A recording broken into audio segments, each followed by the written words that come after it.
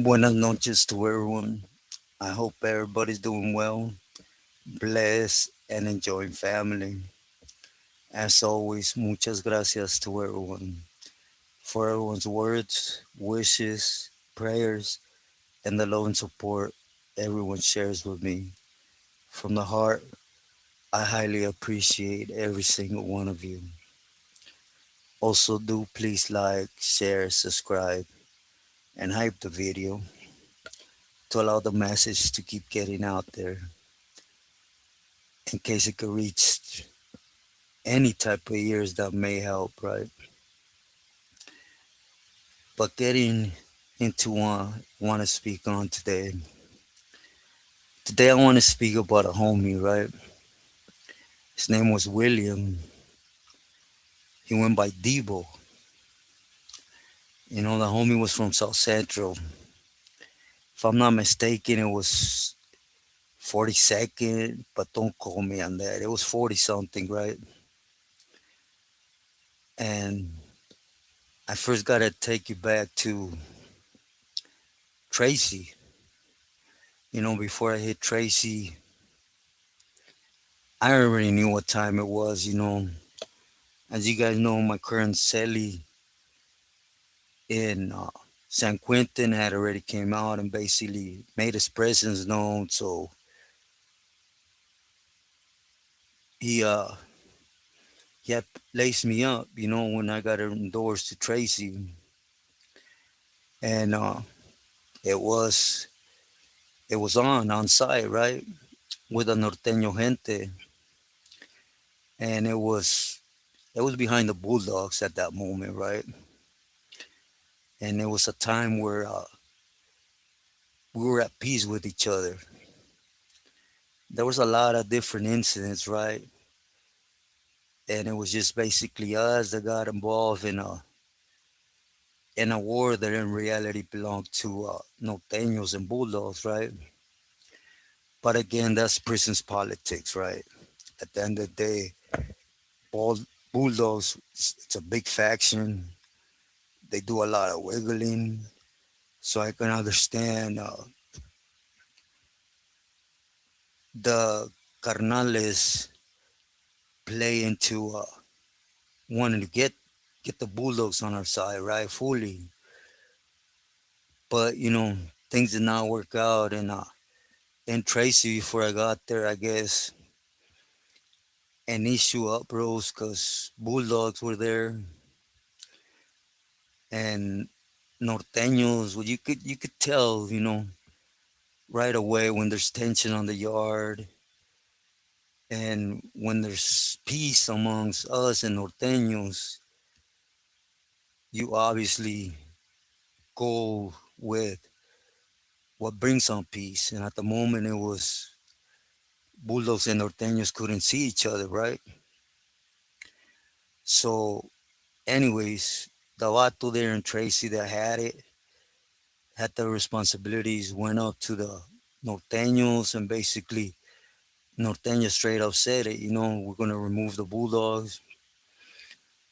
So the vato took it as a challenge, that prideful type of thing, and told him, man, if you touch him, then it's on sight, right? Sounding cracking. And those have been around Norteños, even when they're very unnumbered, to them, that's like a walk in the park, right? Let's go to war, del soldados. I know there's a lot of things on YouTube, that always tries to lean one way or the other and minimize the other, but we're all gente, And I say that with the utmost respect because I was that idiot. I'm from Northern California. I mean, come on. A lot of life lessons around norteños, changed my feeling and changed my outlook towards them. I'll just leave it at that. But anyways, Bulldogs, I mean, Norteños, excuse me, did what they did. They whacked the Bulldogs off the yard. So I was still in Quilmas, right? And basically, Like I told him, I said, when you get there, any chance you get, it's on and cracking. So go take your pedazo with you as your papiros, and you have the opportunity, seals there, not seals there, anything, you, you had no business to take you off. So, it was what it was. Remember, I got to Tracy, and the first individual that got at me was this homie I'm speaking about, Debo. Those that been to Tracy know it's a ghetto prison, right? 3 tiers, but you fish because the cells, they don't have no glass at all in the windows. It's they're all broken or torn down, so you fish through the windows, right? So the homie shot his linea, and I tied my paperwork, and that was that. The next day, I don't know if because I was in red or whatever the case may have been, they called for chow, everyone on reds, you know, and we basically took a stroll, and by then, just in line, I met the homies Casper and Spanky, one individuals that would later on tat on me, right? That I mentioned, and it was like a quick thing, hey, you're a homie, Simon, mucho gusto, Chino, and Casper, Spanky, and then up ahead was a norteño. It was the moments where just by hairstyle we knew who was who, and I asked both of them, hey, do you have a a pedazo with you? They said no, and I said I do. So I'll do point. So basically, the homies was with it. It was just one of them things. It's how it's usually done, In this case, is started walking through the line. I was a dummy then. I was walking through the line with the piece, literally ready to boogie. Right? I wasn't even discreet about it. I'll be honest. I don't even know. But basically, when I got to him, and with my left hand, just real quick, socked him in the neck, and I whacked him in the face. I forgot 2, 3 times, but it's in my paperwork, right? Let's just say two, right? When I did that, I stopped because the two homies were already taking flight, right? So for those that are aware of the kitchen setup, there's a little drain up ahead, right? Usually is where they give juice or coffee, where it leaves, right? Or I walked up to there, and I threw the piece I had with me, and it was best to get caught, to be sincere, because, well, I always thought like that, leaving camaradas like that in the wiggles of something, it was just, they never sat right with me, right? So I went back, and we did our thing, but of course it was 3 on 1, you know, and we got busted. They didn't find the piece. A norteño basically told them he didn't know what they were talking about. He didn't even, how would you say it? He didn't even remember getting in a fight in the kitchen. He just went all all with it.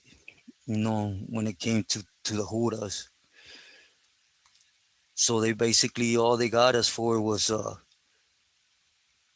mutual comeback, and they gave us a 128G with a no 128D with a transfer order. So I went back and I told D Money, hey, they're gonna end up moving me. And the two persons they were talking about was High Desert. I was supposed to go to High Desert, right? But again, in them times, it was rocking and rolling, and every yard up north, just being sincere. It was on site from both sides, and the cherry on the top again was the camaradas, bulldogs, right? The raza that were bulldog that were at us, and it's when you guys kind of heard when the homie Rascal, rest in peace, came on. It's when I ran across him. Keep in mind, I was held up with the Pili, and I got okay for my tattoos. A lot of my tattoos from a Pili present, seeing me what I was doing, right? So when I got there, it was I had a lot of tattoos representing us, but the one they couldn't let go of was the big black hen Santa Rosa on my back, and then the 707 Sur, Sureño Cholo on the bottom, and then the Campolero and the ones on my stomach. I'm pretty sure those were the ones that bothered them. I don't know how they were programming before I got there, and my cousin T was on the yard travieso, right? And basically it was that it was in words of I want to go to war from both sides. It was either norteños or sureños playing that beat around the bush type of thing, right? Which is they came up to me and they basically told me, hey, this is a norteño's yard. Can't take off your shirt. So I stayed, told him, is that right? All right. And I left them there, right? Back to the table. And I told everyone, I'm taking off. Ain't no norteño going to dictate my program as I ain't going to dictate theirs, right? Because I always thought that was childish, but again, it was just a means to start at something. So my cousin said, let's boogie, right? And all the camaradas, as I told him many times, a group of six walked by and we boogied. I left, went to the other yard, and it got even worse. But fast forwarding a little bit, and I hit Ironwood. The camarada Debo got there. So I had the honor, right, of shaking his vice after knowing him. And, you kind of, you start recalling where you met and the things that happened. And you guys know how the get down goes. And he was a good homie. I liked him, he was a clown. He was half and half though. He was Raza and he was half Raza, half black, you know. And he was cool though. Unfortunately when I met him, it was we're under different circumstances in a southern institution. There was politics change, big time, right? A lot of set tripping from everybody. Even the whoop pile, remember there was a San Diego car, there was an IE car, Orange County. It was everybody, you know. The blacks, they had certain bloods here, certain bloods there, Crips likewise. It was just one of them places, right? And speaking with the camarada again. He didn't want to be in the mix. Like so, he didn't want to, get involved with Billy's. He had his reasons, that he seen it growing up with homies, and he just wanted to stay active in the sense that nobody could speak ill about him, but at the same time, stay away from politics, right? I remember my exact words to him is, "That's good, homie. You know, that's good. You want to stay solid. Now, staying away from Billy's per se, that could be an edge of those filo, right? Because you're amongst a lot of camaradas in touch with people, and they could easily make up something.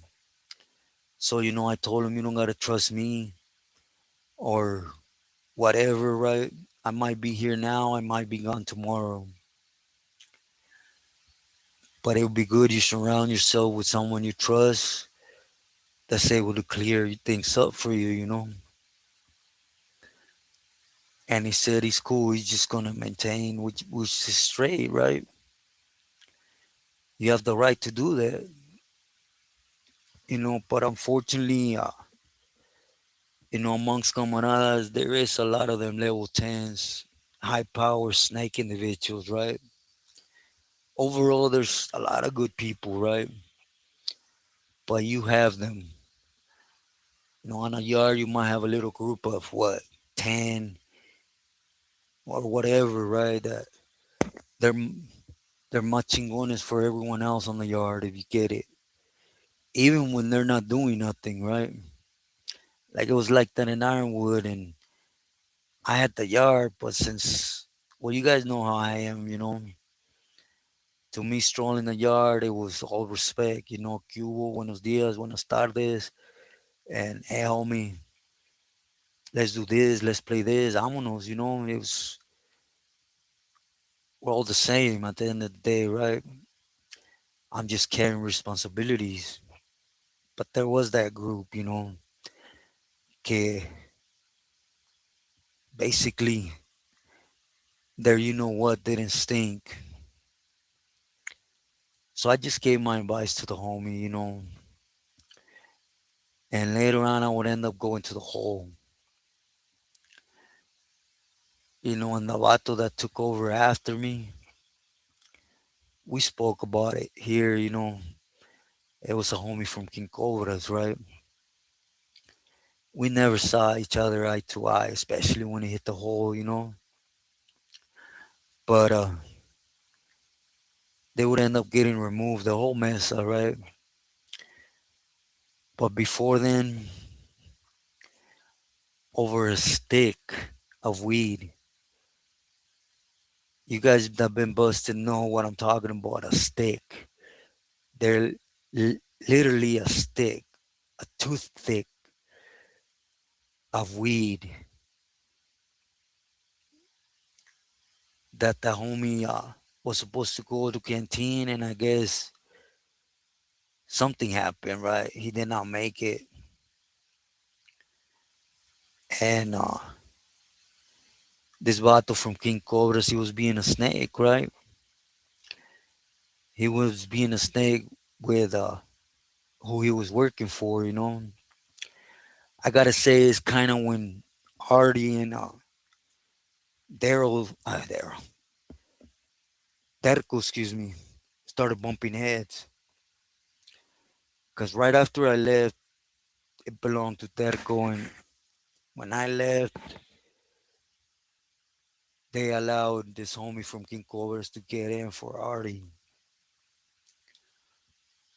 So it was considered stepping on toes because it belonged to Terco, you know. But basically, this cat from King Cobras, he was a straight dolphin, not a Tegato dolphin. You know, he minimized a lot of things that was hurting the raza, and I guess homie spoke up one day and told him, he didn't like to be in the mix, but he told him it was BS, basically not challenging him, but calling him out on his stuff, right? Which you're entitled to, but again, it's about who you know, not what you're doing, right? And he asked for a stick of weed because the homie smoked bud, and his canteen didn't come. I forgot what they were going for, but they were like $20, or it was petty, 20 soups or something to that effect. I told him you should have asked the camarada to from your area, hey, let me borrow them to get this full of my bag. But since he didn't like him, he figured all this was gonna wait, right? But it's like I had told him years earlier, you gotta be careful. You gotta have someone who back your play up. I didn't hear about it honestly till he was already in the hole. Cause that individual from Kikotas and his mesa had him whacked. They painted a picture with Artie that he had asked for a couple grams of chapopote, and he had not paid. And it was lies. Those I knew that's Vato from Kikotas, he grabbed them, he sat on them, he slammed them. He seen someone doing his program, getting along with everybody that basically challenged them in a sense and gave him the opening just with the toothpick of weed. He pinned a whole bunch of stuff and the homie couldn't bounce from it. You know, it was never about race or nothing, because the homie looked raza, period, point blank, right? If you didn't chop it up with him in person, you wouldn't know. And he got whacked off the yard. When he got to the hole, unfortunately, there were still peelies there with me. And I got at him and I seen his paperwork. He got whacked off the yard. He explained himself to me. I shot that out the line. They shot a wheeler out to a yard, and a yard basically told them the same thing, and he was done. They told me to basically okey doke him, see if he comes out to yard. But since they didn't put him in the gallo, nothing like that, it was real obvious. The homie would end up walking away. But that's my in look for today. That's exactly how prison works. It ain't about you wanting to program, you doing things right for the program, where you been, who you know. And it's about who you're in touch with, who you could have back up your play. Unfortunately, prison has become a big comadre, like a vecindad type of thing, right? Where everybody's trying to wash up the next man. And it's to be expected. I mean, the señores or the pilis, that's what they're doing with each other, constantly stepping on each other's toes, trying to watch each other up. Like in this case, when I speak about Dara and Artie, both of them had many yards where they were having homies go against each other just because they were representing one or the other. So after everybody's being guided that way is to be expected. But the whole point is For the ones that have asked me, can you go in there and do your time? Just program. Of course, if you have a day, that should be your only objection in doing your time, right? Unfortunately, remember you put your hands many times in people that have nothing better but to wash up someone for no reason to earn brownie points, if you guys get what I'm saying. Or you got one with a tecato mentality with a lot of power that's going to ask something ridiculous of you, and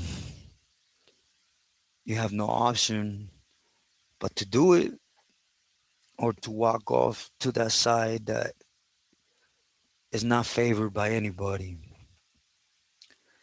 But anyways, that's my in-look for today. Your best bet is do your thing, for your neighborhood, do whatever, but the objective ain't for prison to be looked up like a step of passage to become somebody. Keep your focus on your neighborhood, your family. As long as they know what you are, what you're about, don't worry about the next man. I sometimes found it funny sometimes, right?